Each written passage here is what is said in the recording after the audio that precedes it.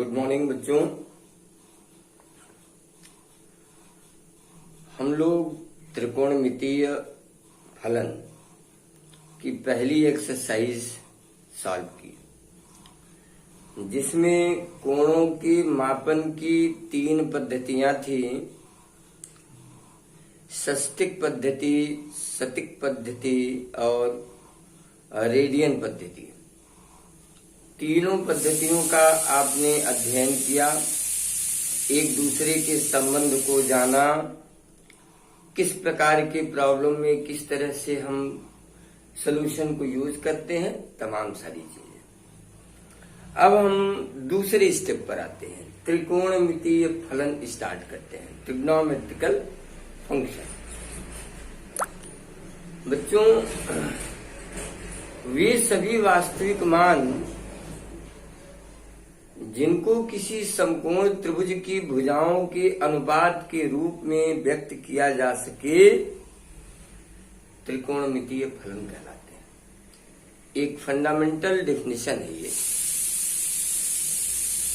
All real function which can be represented into the ratio of sides of right angle triangle is called trigonometrical ratio। अब इसके बारे में आप class आप 10th में भी पढ़े हैं, कक्षा 10 में भी पढ़े हैं, यहां भी पढ़ लीजिए। अब स्टार्ट करते हैं।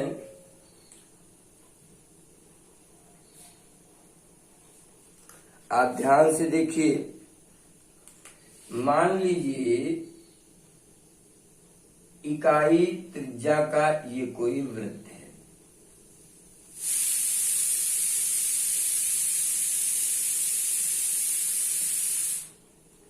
इकाई त्रिज्या का ये कोई वृत्त है और इस वृत्त पर कोई बिंदु है एक्स वाई। हमने एक इसको मिलाया और इकाई त्रिज्या है तो ये 1 होगा। एक लंब डाल दिया, ये मान लीजिए बिंदु P है, ये M है, और ये त्रिज्या मान लीजिए x अक्ष के साथ थीटा कोण बनाती है। तो अगर हमने लंब डाला है तो ये डिस्टेंस कितनी होगी x, ये डिस्टेंस कितनी होगी y, और पाइथागोरस का प्रयोग करेंगे।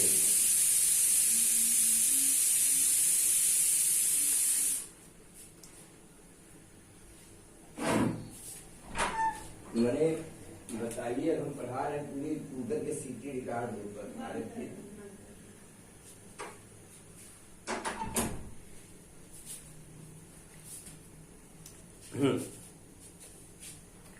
अगर P एक्स वाई कोई बिंदु है तो निश्चित है OM का मान x होगा और PM का मान y होगा। पाइथागोरस का प्रयोग करेंगे तो ये 1 आ जाएगा। हाँ सर जी, भैया नमस्कार भाऊ, घर पे ही हैं भैया। हमको अच्छा भैया, ये तो पढ़ा रहे हैं, वीडियो बना रहे हैं, बस आ रहे हैं हम 10 मिनट में।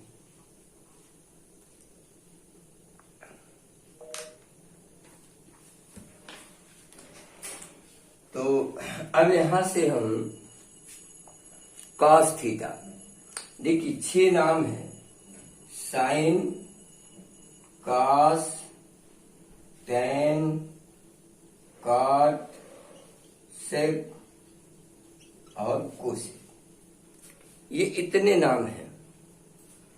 साइन का संबंध होता है लंब और कर्ण से,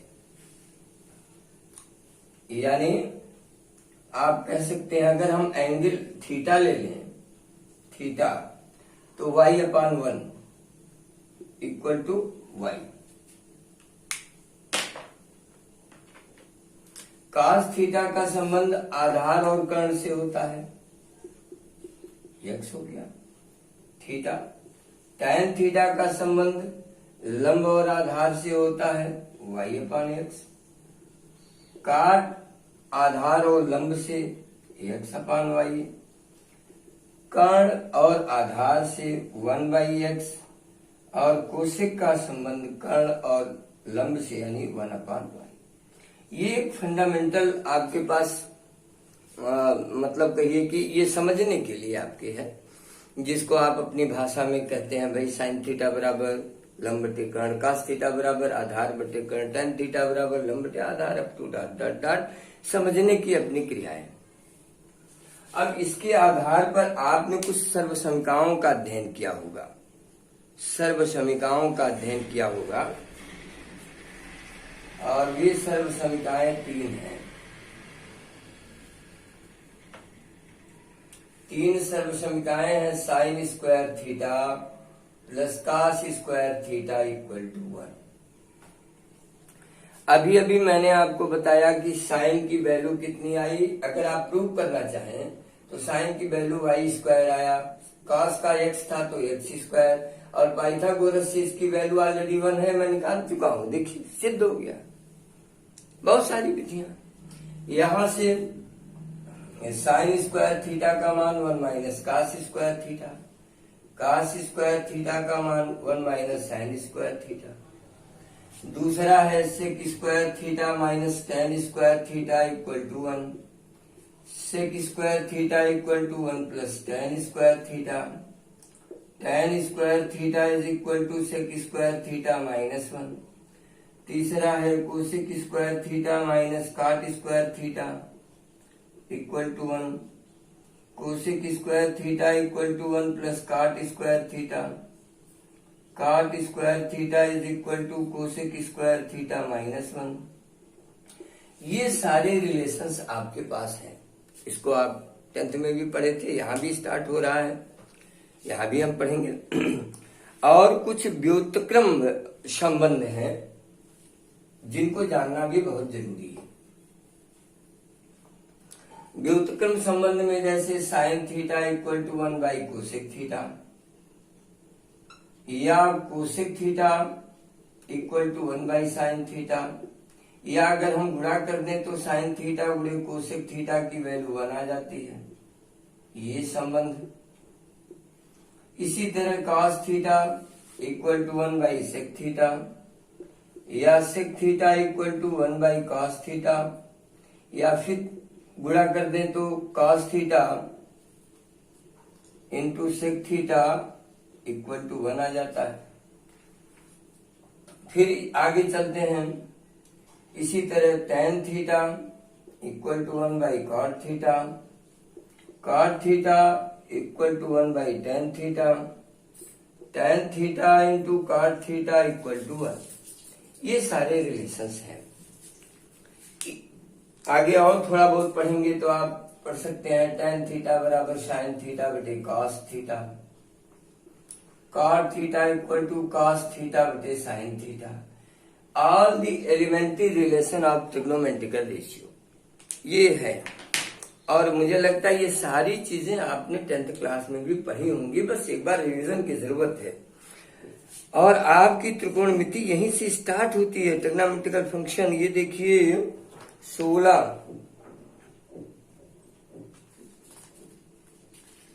करीब करीब 20-25 एग्जाम्पल हैं कोई।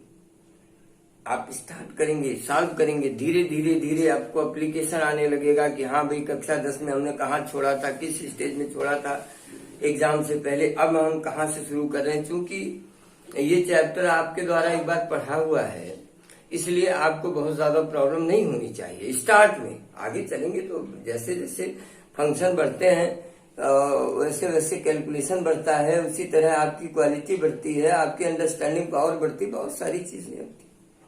फिलहाल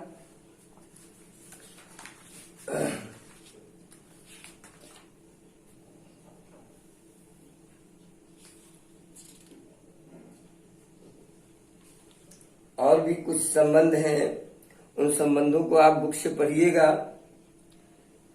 टैन कार्ड का तो मैंने बता ही दिया है। आइए एक आध क्वेश्चन देखते हैं आज के डेट में, कैसे हम एप्लीकेट करेंगे इसको।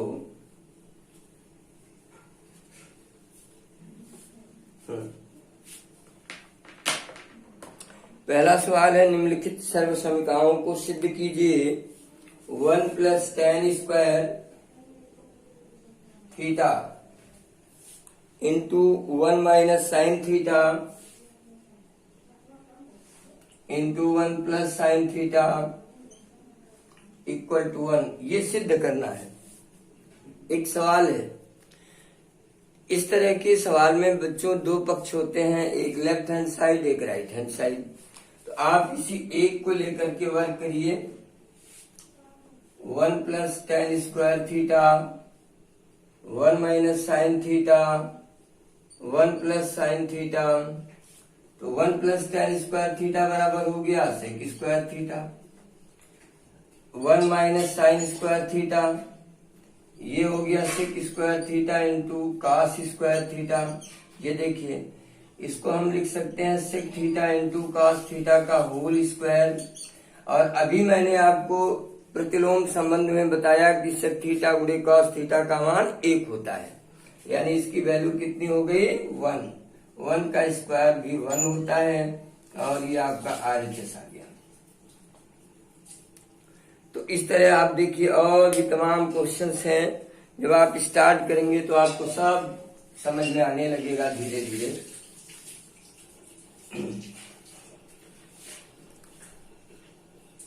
तीसरा मैं सॉल्व करता हूं। 1 + tan² थीटा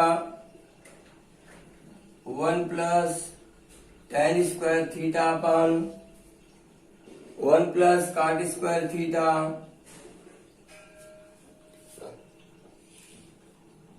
इक्वल टू से प्रूव करना है sin² theta upon cos² theta equal to prove करना है tan² थीटा। सवाल है, जरा देखिए LHS में आइए। 1 + tan² theta upon 1 + cot² theta, वह आप जानते हैं 1 + tan² थीटा बराबर sec² थीटा होता है, आइडेंटिटी है ये।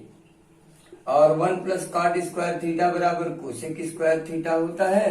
आप यहाँ लिखिएगा, क्योंकि 1 + tan² थीटा इक्वल टू 1 और 1 + cot² theta sorry sec² theta, और ये होता है cosec²। अब sec² theta equal to 1 / cos² theta, cosec² theta equal to 1 / sin² theta, और ये ऊपर चला गया तो sin² theta upon cos² theta, ये बराबर देखिए tan² थीटा। तो इस तरह बच्चों बहुत सारे क्वेश्चंस हैं, आप जिनको कर सकते हैं। क्वेश्चन नंबर 1 के कुल मिलाकर 11 पार्ट हैं। आज का मैं आपको केवल इतना ही होमवर्क देता हूं कि आप क्वेश्चन नंबर 1 के 1 से 11 नंबर तक के सवाल आप करिएगा। जो भी क्वेश्चन आपको नहीं आएगा आप पूछिएगा, हम आपको बताएंगे, बशर्ते आपको करना है। You have to do it. Okay, आज मैं यही छोड़ देता हूं, फिर कल अब आप करके बताएंगे तो फिर हम आगे आपको सॉल्व करके ले चलेंगे। आज के लिए इतना ही, बस। धन्यवाद।